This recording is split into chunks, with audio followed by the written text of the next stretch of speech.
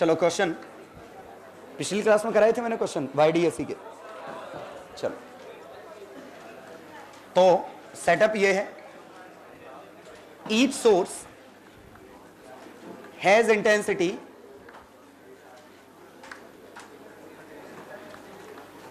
10 milliwatt at screen individually.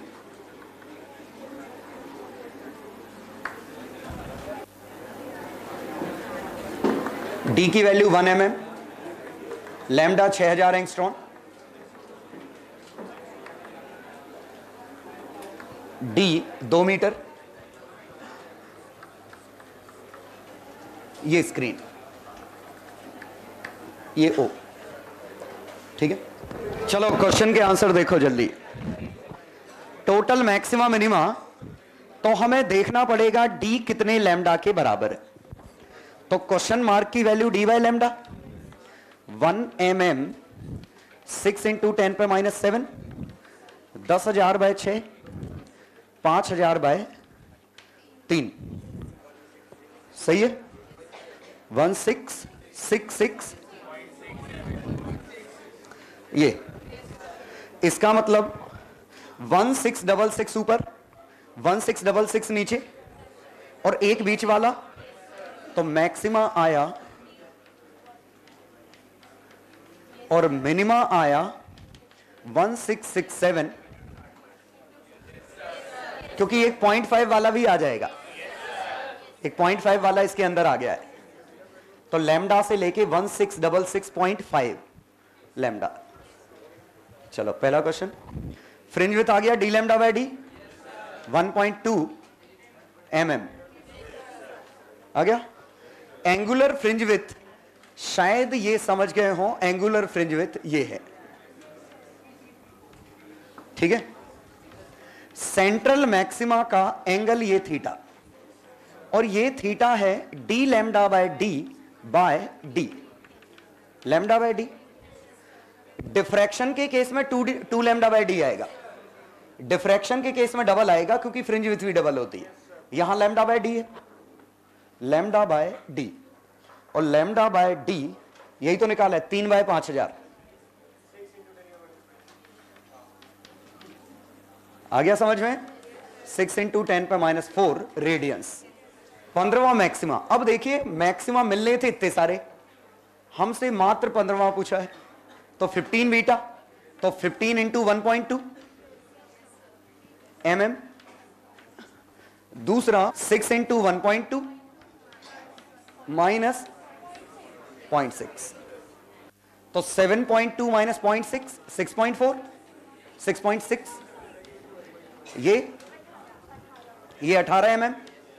सुनो आ गए, ऐसे पत्थर रखे थे, बहुत सारे पत्थर रखे हैं 2 मीटर 2 मीटर के गैप पे, ठीक है। तुम 50 मीटर चले तो कितने पत्थर मिलेंगे तुम्हें? 25 मिलेंगे ना। तब ये थोड़ी करो कि हर 2 मीटर पे 2 मिल रहे हैं, हर 2 मीटर पे 2, फिर 2, फिर 2, एक ही कितनी, एक ही 2 बार काउंट कर लिया, फिर आ गया समझ में। या तो इनिशियल काउंट करो या फाइनल काउंट करो। चलो हाँ, नंबर ऑफ फ्रिंजेस पर सेंटीमीटर, बहुत ही टप्पा, 1 सेंटीमीटर बाय 1.2 mm, लगभग 8 के करीबन, समझ गए। पाथ डिफरेंस एंड इंटेंसिटी, अब ये अच्छा सा क्वेश्चन आ गया। अब देखिए y = 0 पे मजा नहीं आ रहा है, अरे इसमें तो चलो मजा आ रहा है, y = 1 पे उतना मजा नहीं आया, लेकिन इसको 5 बीटा बाय 6 लिख लूं तो अच्छा लगेगा। बीटा 1.2 है, 1.2 की वैल्यू बीटा है, तो 1 की वैल्यू 5 बीटा बाय 6। 3 कितना है? 1.2 का 2.5 बीटा,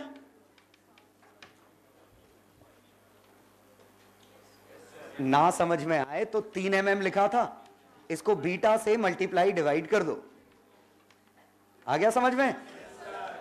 अब तो समझ में आ जाएगा, ठीक है। नहीं सोच पा रहे तो बीटा से मल्टीप्लाई डिवाइड कर दो, समझ में आ जाएगा वो कितने बीटा के बराबर है। और शायद समझ गए होंगे हम ऐसा क्यों कर रहे हैं, क्योंकि अगर मुझे ये 2.5 बीटा मिल गया, मतलब ये 2.5 लैम्डा है पाथ डिफरेंस, और पाथ डिफरेंस 2.5 लैम्डा मतलब फेज डिफरेंस 5 पाई, और ऑड पाई मतलब मिनिमा, फील करो, ये मिनिमा है, मतलब यहां इंटेंसिटी 0। पक्का समझ गए? अब ये 5 बीटा बाय 6 मतलब 5 लैम्डा बाय 6, और 5 lambda by 6 he minus lambda by 6 है, और माइनस लैम्डा बाय 6 मतलब minus pi by 3। Plus minus से तो फर्क पड़ता नहीं है। जैसे हम कितने भी 2 पाई में से थीटा घटा सकते हैं, थीटा में जितने चाहे 2 पाई जोड़ दो, जो करना है कर लो, वैसे ही शायद समझ में आ रहा हो इसमें से हम बीटा घटा सकते हैं, क्योंकि 5 बीटा बाय 6 का जो आंसर आएगा वही माइनस बीटा बाय 6 का आंसर आएगा, और माइनस बीटा बाय 6 और प्लस बीटा बाय 6 से तो फर्क पड़ना नहीं है, तो ये पाई बाय 3 लिखा है। और जहां भी आपको दिक्कत है replace beta by 2 pi. Clear? तो ये बन गया 5 पाई बाय 3, और 5 pi by 3 he minus pi by 3 है, और minus pi by 3 he pi by 3 है, और पाई बाय 3 मतलब √3a, √3a मतलब 3i, और 3i मतलब 30 मिली वॉट। क्यों? क्योंकि इंडिविजुअली इसका 10 मिली वॉट दिया था, इसका 10 मिली वॉट था। आई नॉट की वैल्यू 10 मिली वॉट है, √3a का होल स्क्वायर 3i नॉट मतलब 30 मिली वॉट, और ये तो 40 है, क्योंकि ये तो मैक्सिमा है। 10 मिली वॉट और 10 मिली वॉट जोड़ोगे तो 40 मिली वॉट आ गया मैक्सिमा पे। और last question, point nearest to O where intensity is 0। Last question 7th में। अब देखिए, इंटेंसिटी हमें 0 चाहिए, मतलब फेज डिफरेंस पाई चाहिए। फेज डिफरेंस पाई मतलब पाथ डिफरेंस लैम्डा बाय 2, इसका मतलब y की वैल्यू बीटा बाय 2, y की वैल्यू बीटा बाय 2 0.6 mm। पहले का आंसर मिल गया। चलो दूसरे में इंटेंसिटी चाहिए मुझे 10, और 10 को मैं आई नॉट लिख लूं, 4 आई नॉट की वैल्यू ही 10 है, 10 मिली वॉट, तो आई की value I not, I max था 4 आई नॉट, और ये आई नॉट आया, इसका मतलब ए और ए को कंबाइन करने पे, ए और ए को कंबाइन करने पे आंसर ए आ गया होगा। और ए कब आता है? जब फेज 2 पाई बाय 3 होता है, 120 डिग्री। इसका मतलब जब पाथ लैम्डा बाय 3 होता है, मतलब जब y बीटा बाय 3 होता है, मतलब 0.4 mm। कुछ आया समझ में?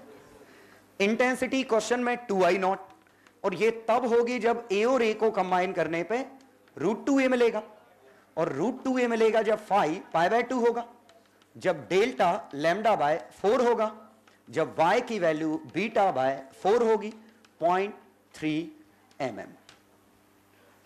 चौथा क्या है? 3i not. Intensity 3i not मतलब a और a कंबाइन करने पे √3a। कौन सॉल्व करे? हम निकाल चुके हैं वैसे। y की value pi by 3 beta by 6 0.2 mm। पक्का समझ गए? और लास्ट तो सबसे आसान है, 40 मिली वॉट मतलब y इक्वल टू 0। I की value 40 milliwatt, central maximum. ठीक है, आ गया समझ में? ये वो पॉइंट है जो O के नियरेस्ट वाले पॉइंट है। ऐसे कई होंगे, समझ गया ना? ऐसे कई होंगे, इनफाइनाइट पॉइंट्स होंगे जिनमें ये टेंडेंसी होगी, लेकिन शायद लास्ट वाले से ये समझ में आ गया। अब हम YDAC में थोड़े से चेंजेस करेंगे और फिर देखेंगे अंतर क्या आता है। ये स्टैंडर्ड वाला YDAC था।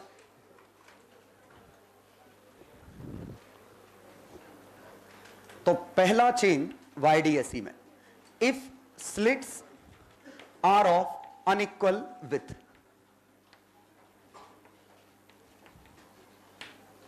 जैसे ये था, तो मैं इसी को सीधे एग्जांपल से ले रहा हूं।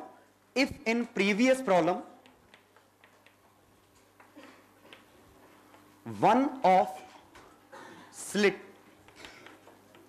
slits width is quadrupled, increase 4 times, छोड़ो 4 times। अब देखते हैं कि अंतर क्या आता। मींस क्वेश्चन क्या था कि पिछली बार ऐसा था कि ये 10 मिलीवॉट दे रही थी पावर, ये 10 मिलीवॉट दे रही थी। अब ये 10 मिलीवॉट दे रही है और ये विथ अगर W है, ये 4W है, तो 4 गुनी ज्यादा एनर्जी इसमें से निकलेगी। फील करो। तो ये दरअसल शायद ये सीधे सोच पा रहे हो 40 मिलीवॉट, लेकिन यहां से ये बात समझ में आ रही है कि यहां ये जो बनता ये मैक्सिमा 40 बनता, मिनिमा 0 बनता। अब हमारा नया जो सेटअप है उस नए सेटअप के हिसाब से मैक्सिमा कितना बनेगा, तो ये A था, ये 2A है, तो रिजल्टेंट कितना आएगा 3A का स्क्वायर 9A स्क्वायर, और A स्क्वायर 10 था तो 9A स्क्वायर कितना होगा, पक्का समझ में आया, 90 मिलीवॉट। लेकिन मिनिमा देखें तो ये A है, ये 2A है, मिनिमा 2A और A का कितना होगा 10, तो शायद ये बात समझ में आ गई होगी जो मैं कह रहा हूं कि अब मिनिमा डार्क नहीं है, मतलब इसकी ब्राइटनेस तो बढ़ी है लेकिन इसकी ब्राइटनेस जो कि डार्क था वो भी बढ़ गया है, तो विजिबिलिटी थोड़ी कम हो गई है। फ्रिंज विड्थ पे क्या अंतर आएगा, इसका फ्रिंज विड्थ बीटा है तो इसका कितना आएगा बीटा ही। फ्रिंज विड्थ के फॉर्मूले में तो कहीं इंटेंसिटी का रोल ही नहीं आया, तो फ्रिंज विड्थ पे कोई अंतर नहीं आएगा, लेकिन विजिबिलिटी रिड्यूस हो जाएगी। पक्का समझ गए, मतलब आई मैक्स बढ़ गया, आई मिन भी बढ़ गया, आई मैक्स भी बढ़ गया, आई मिन भी बढ़ गया, तो विजिबिलिटी कम हो गई क्योंकि कंट्रास्ट कम हो गया। पक्का पहला समझ में आया कि अनइक्वल थिकनेस की होगी तो आपको कुछ दे रखा होगा ऐसा, तो हम उससे A 2A हुए अंदाज लगा के निकाल लेंगे और ये आंसर आ गया। छापो पहला।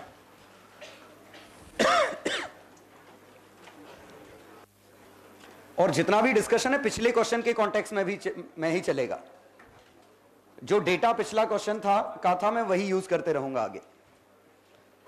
हाँ, दूसरा, if one of slit is closed,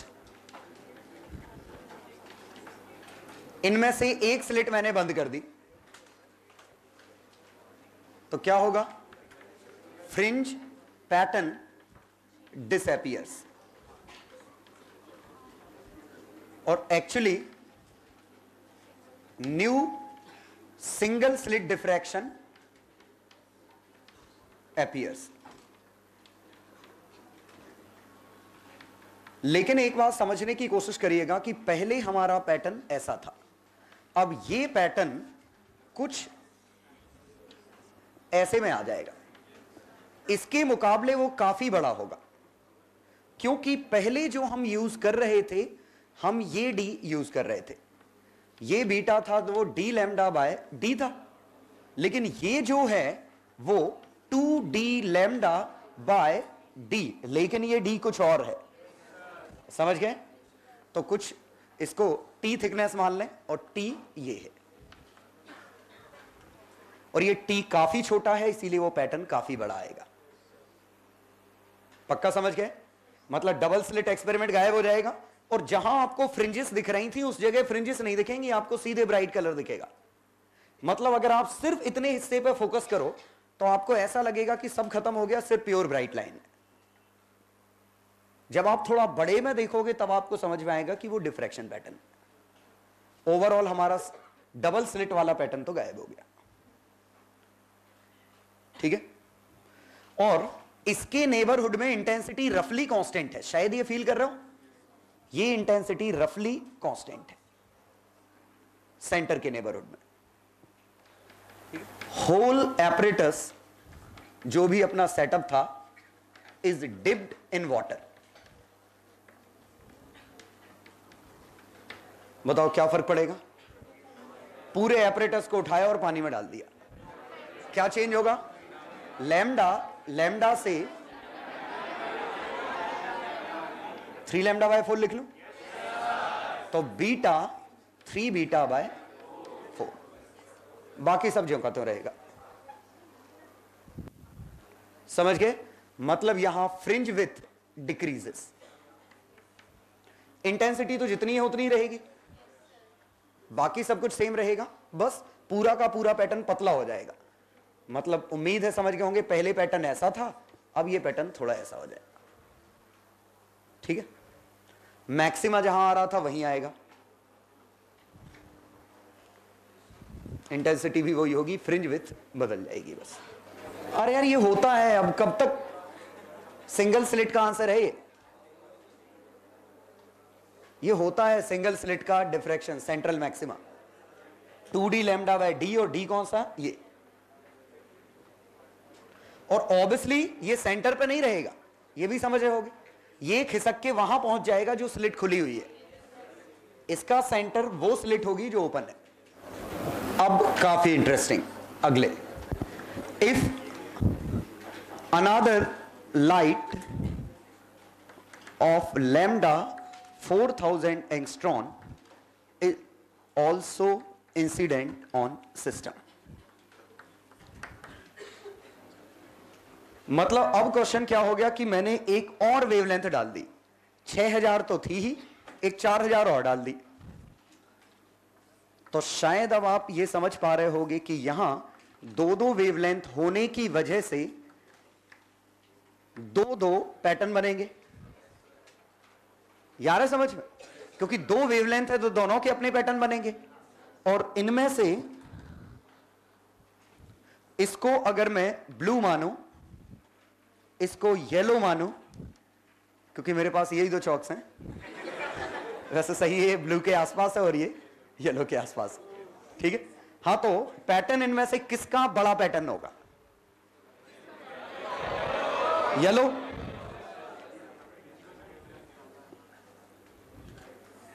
आया समझ में? सेंटर तो दोनों के मैच करेंगे, और ब्लू का जो बनेगा, यार है समझ में? पक्का? आया समझ में? और अगर मैं रिजल्टेंट कलर यहां देखूं तो इसके जो कलर इस पे कैसे दिखते, यहां जितना येलो होगा उतना ही ब्लू होगा। यहां तो येलो और ब्लू बराबर है, लेकिन जब यहां जाएंगे तो येलोइश दिखेगा ये। सोचो, इस तरफ भी येलो टाइप का, यहां इस जगह ये कलर येलो होगा क्योंकि ब्लू पहले मर गया, और इस पॉइंट पे ब्लू होगा। आ गया समझ में? यहां दिख रहा है कि मिनिमा तो यहां मुझे कहीं नहीं दिख रहा है, हो भी सकता है नहीं भी हो सकता है। पहले ये फिगर पक्का समझ में आया? ये समझ में आया ये कलर? मैं ये कह रहा हूं कि ये पॉइंट जहां ब्लू मिसिंग है वो येलो कलर का दिखेगा, जहां येलो मिसिंग है वो ब्लू कलर का दिखेगा। तो यहां दोनों का कॉम्बिनेशन होगा, कॉम्बिनेशन फिर बदलेगा, येलोइश दिखेगा फिर ब्लूइश दिखेगा। तो ऐसे कुछ समझ गए, दोनों कलर ऐसे फैलते हुए दिखेंगे। ठीक है। अब इसमें इंटरेस्टिंग ये है कि इसी में पूछा होता location of next maxima. Next maxima मतलब वेयर मैक्सिमा कोइंसाइड।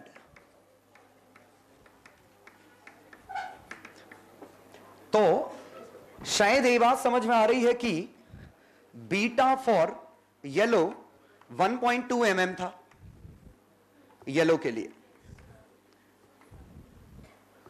ये लैम्डा 1 ये लैम्डा 2। बीटा ब्लू के लिए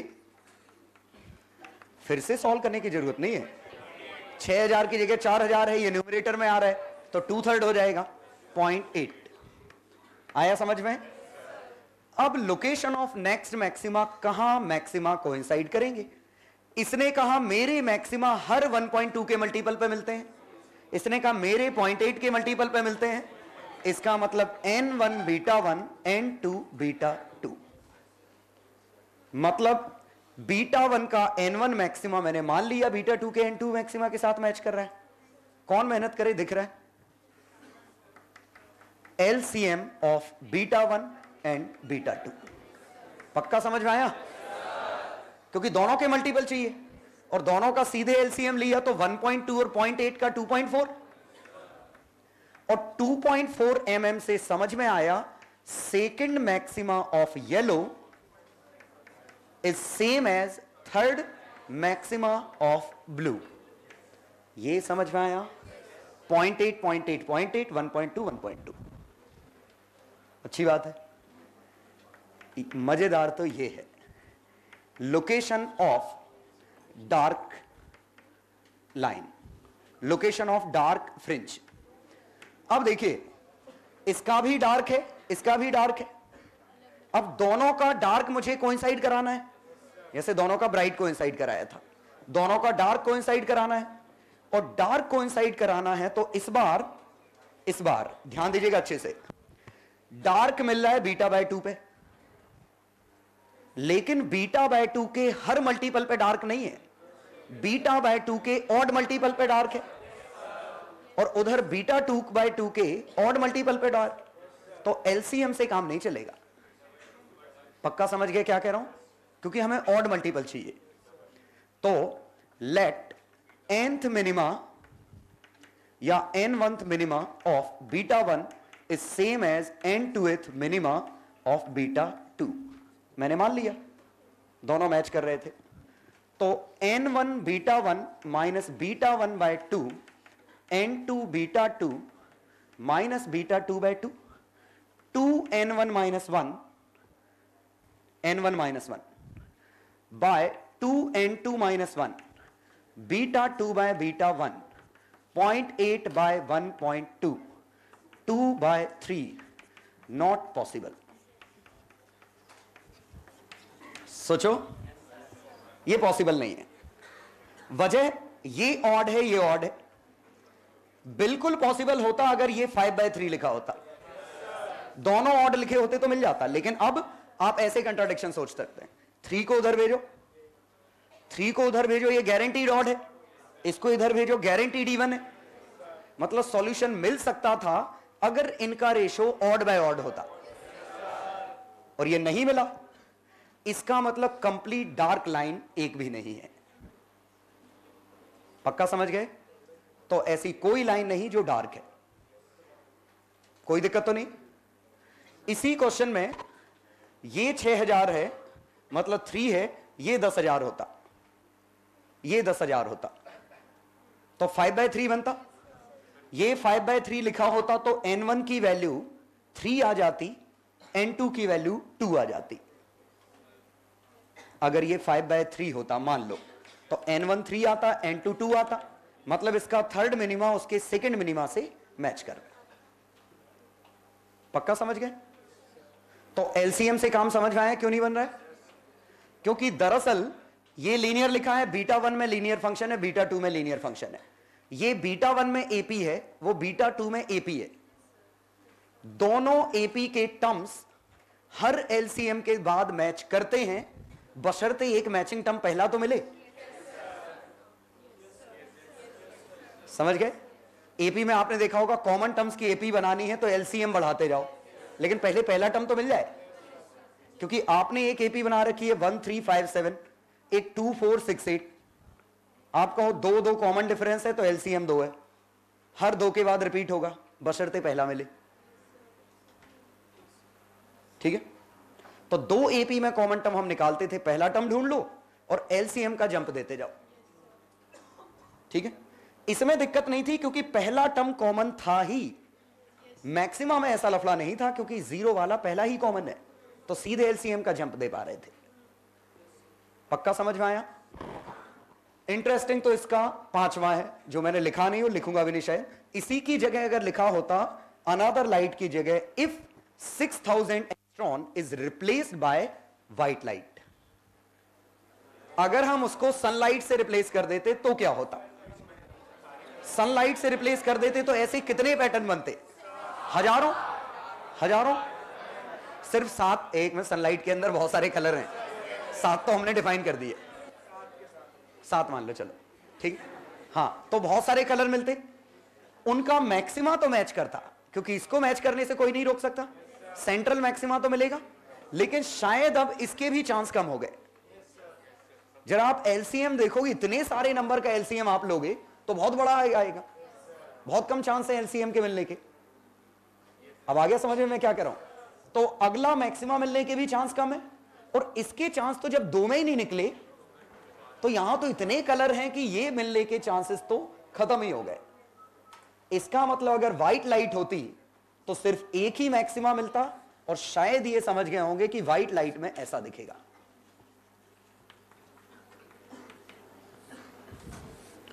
चाहे तो अगला पॉइंट बना लेना, if 6000 angstrom is replaced by white light, pattern गायब हो गया, ओनली सेंट्रल मैक्सिमा। लेकिन एक छोटा सा अंतर आएगा, सेंट्रल मैक्सिमा में भी कलर्स मिलेंगे। ये तो व्हाइट है, लेकिन कलर्स मिलेंगे, याद करिए सिमुलेशन, कलर मिले थे। तो बताओ व्हाइट के जस्ट बगल वाला कलर कौन सा है, रेड या ब्लू? समझ गए? रेड क्यों?